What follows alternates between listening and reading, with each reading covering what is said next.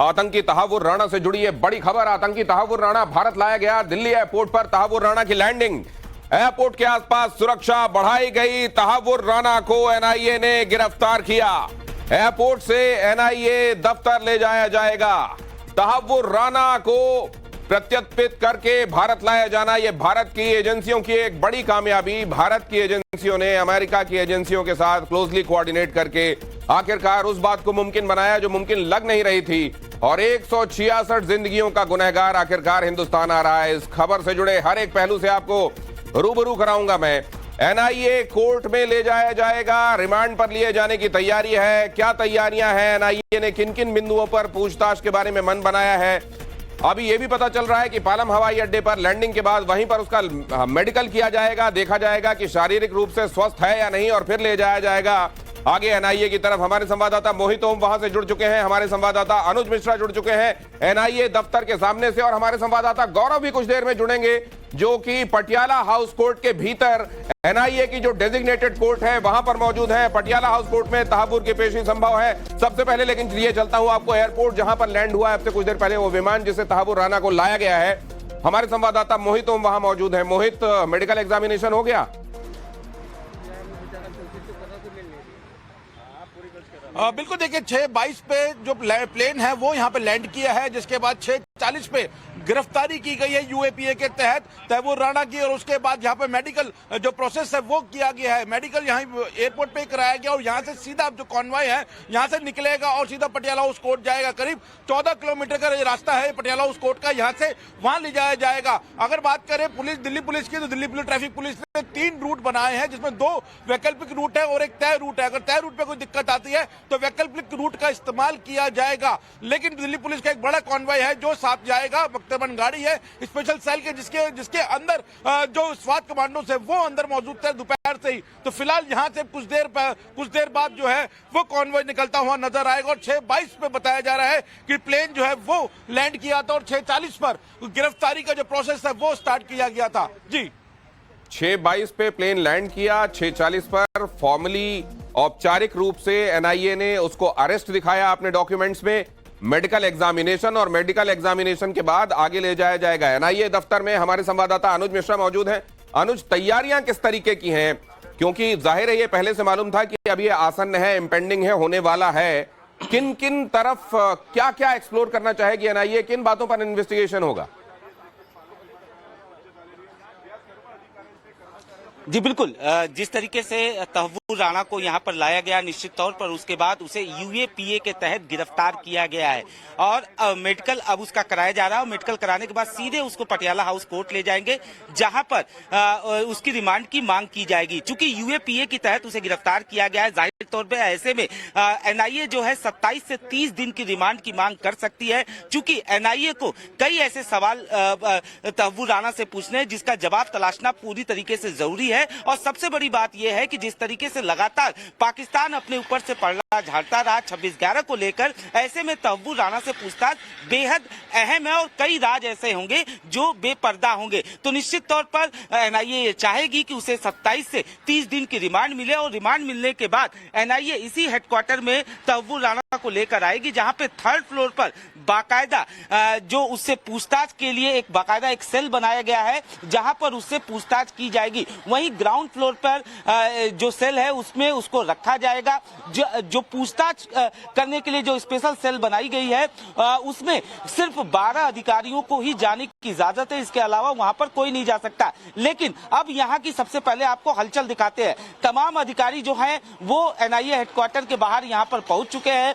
Barricading जो है वो एक बार फिर से किया जा रहा है, और सुरक्षा का जायजा लिया जा रहा है, क्योंकि निश्चित तौर पर पटियाला हाउस कोर्ट में पेश करने के बाद जैसे ही रिमांड मिलेगी वैसे ही तहावुर राणा को यहाँ पर लेकर आया जाएगा, और उसके बाद आगे की कार्रवाई यहाँ पर की जाएगी। ऐसे में सिक्योरिटी के लिहाज से ये आप देख सकते हैं तस्वीरों में कि किस तरीके से पुलिस और पैरामिलिट्री फोर्स के जवान जो है वो आपस में बातचीत कर रहे हैं और कोऑर्डिनेशन कर रहे हैं कि किस तरीके से किस लेयर की सिक्योरिटी जो है वो बनानी है। हालांकि सुबह से ही इस पूरे रूट की अगर हम बात करें तो इस पूरे रूट को बंद कर दिया गया था, किसी को भी आने जाने की इजाजत नहीं थी। तो फिलहाल यहाँ पर तैयारियां पूरी हो चुकी है। वहीं अगर आप जो दिखा रहे हैं आपके पास, मैं वापस लौटता हूं उधर, जरा कोर्ट भी चले। हमारे संवाददाता गौरव वहां मौजूद हैं। गौरव, अब यहाँ कोर्ट में क्या किन किन बिंदुओं के आधार पर क्या कहा जाएगा, कितने दिनों की रिमांड के संदर्भ में सोचा जा रहा है, यहां से क्या अपडेट है?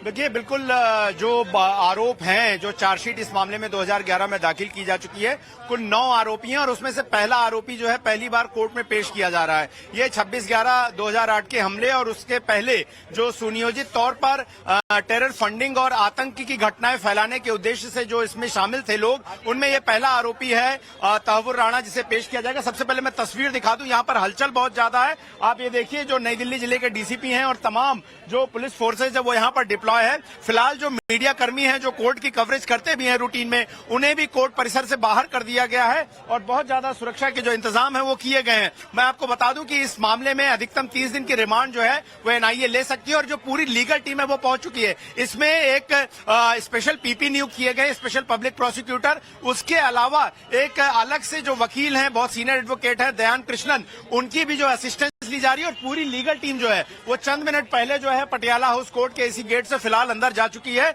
और ये बहुत महत्वपूर्ण मामला है। इसमें मैं बता दूं कि ये जो चार्जशीट 2011 में हुई थी, इसमें डेविड कोलमैन हेडली और राणा के अलावा जो है इसमें चाहे हाफिज सईद हो, चाहे इसके अलावा अन्य आतंकी और इसके अलावा आईएसआई के जो 2 एजेंट थे, ऑफिसर थे, जिसमें मेजर इकबाल और एक मेजर और थे, इन 9 लोगों को आरोपी बनाया गया था। और ये बहुत महत्वपूर्ण जांच थी। न सिर्फ इसमें यूएपीए की धारा है बल्कि आईपीसी की धारा है और इसमें लार्जर कॉन्स्पिरेसी, एक शब्द जिसे कहा जाता है, वृहद तौर पर जो षड्यंत्र रचा गया, जिसमें दिल्ली राजधानी समेत देश के तमाम शहरों में जिस तरीके से धमाके करने की, आतंक फैलाने की जो साजिश थी, उसको प्लान रचा गया था और उसी का नतीजा था कि मुंबई में हमने हमला देखा तो था। सुरक्षा इतनी कि गौरव बता रहे हैं आप कि जो रूटीन बेसिस पर कवर करने वाले रिपोर्टर हैं उनको तक अंदर से बाहर कर दिया गया है। सिक्योरिटी इस समय पैरामाउंट है, हर एक जगह है, क्योंकि हम ये भूले नहीं है कि कई बार जब आतंकवादियों को नैब करना एक बड़ी चुनौती रहती है, नैब करने के बाद अगर आप उन्हें ले आए तो उन्हें यहां पर रखना एक बड़ी चुनौती है, क्योंकि हम वो कंधार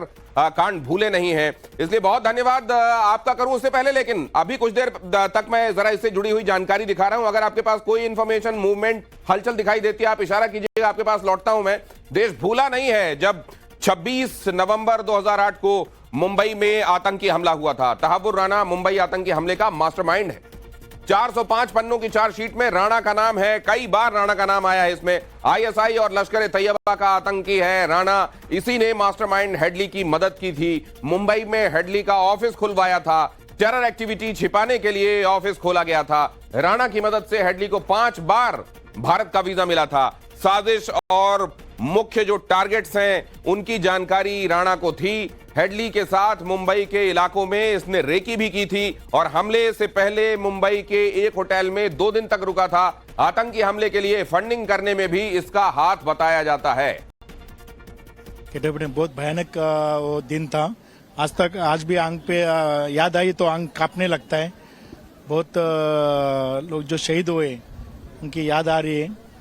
लगातार गोलियां चल गई थी, धमाके हो गए थे, आगजनी भी कुछ जगहों पे दिखाई दे रही थी। नहीं, इधर है ना पूरा सब पूरा बंद था। इधर पूरी आग लगी हुई थी। इसके अंदर जो मेरे टेंडर लोग थे अंदर, उनको 2-2 दिन तक खाना नहीं मिलता था अंदर। इसीलिए ना बहुत भयानक था वो। अभी सोच के इंसान को ये होता है, आंख के ऊपर काटा जाए पूरा। रोंगटे जो है खड़े हो जाते हैं। मुझे बताइए कि जो ऐसे आतंकी है जिसको लेकर के वापस अब भारत सरकार आई है, किस तरीके की सजा होनी चाहिए, कैसा इंसाफ हो? जिनकी शहादत हुई उनके साथ कैसा इंसाफ हो, जो जिनकी मौत हुई, जो जख्मी हुए उनके साथ कैसा इंसाफ हो? उनके साथ में तो अच्छा होना चाहिए इंसाफ, मगर जो आया है आतंकवादी जो है पकड़ा गया, उससे तो फांसी तो होना ही चाहिए। ऐसा कसाब को दे, इसको भी फांसी देना मांगता है। फांसी की सजा दी जानी चाहिए। भारत सरकार आखिरकार जो है 17 साल बाद ही सही, लेकिन तहव्वुर राणा को अमेरिका से भारत ले आ पाई। किस तरीके से देखते हैं आप भारत सरकार के इस कमिटमेंट को? मैं समझता हूँ ये कमिटमेंट और एक जीत है। एक मराठी में कहावत है की न भूतो न भविष्यतो, म्हणजे परत कधी ह्याच्या अगोदर कधी घडलं नाही आणि ह्याच्या नंतर कधी घडणार नाही, असं इस तरीके का ये एक मैं समझता हूँ आज जीत हासिल हुई है। क्योंकि इतने सालों के बाद पहली बार एक्स्ट्राडाइट करके एक टेररिस्ट और मास्टरमाइंड को इधर लाना और यहाँ के जनता को ये कन्विंस करना कि भारत सरकार आपके पीछे आपके हित में खंबीरपणे खड़ी है, मैं समझता हूँ कि ये एक तरीके से भारत देश के लिए एक जीत है। ये पहली बार नहीं है जब देश के दुश्मन पर हिंदुस्तान का डंडा चला हो। ये हिंदुस्तान का ही दम है कि अमेरिका से आतंकी तहव्वुर राना को यहां लाया गया और इससे पहले आतंकी अबू यूसुफ खान को 2019 में सऊदी अरब से भारत लाया गया। ये हिजबुल मुजाहिदीन से जुड़ा हुआ था और जम्मू कश्मीर में आतंकी गतिविधियों में शामिल था। सैयद सलाउद्दीन के बेटे सैयद शाहिद को भी विदेश से भारत लाने में खुफिया एजेंसियों ने कामयाबी हासिल की थी। वो आतंकी फंडिंग के मामले में संलिप्त था। अब्दुल रशीद उर्फ राशिद शेख को 2021 में यूएई से भारत लाया गया था। वो जैश-ए मोहम्मद से जुड़ा हुआ था और आतंकी गतिविधियों के लिए धन जुटाने में लगा हुआ था। हिजबुल मुजाहिदीन के आतंकी जावेद मट्टू को 2024 में नेपाल से भारत लाया गया था। मट्टू जम्मू कश्मीर में कई हमलों में शामिल था, लेकिन अब वो दिन दूर नहीं जब भारत का दुश्मन नंबर 1 आतंकवादी हाफिज सईद भी अपनी करनी भुगतेगा।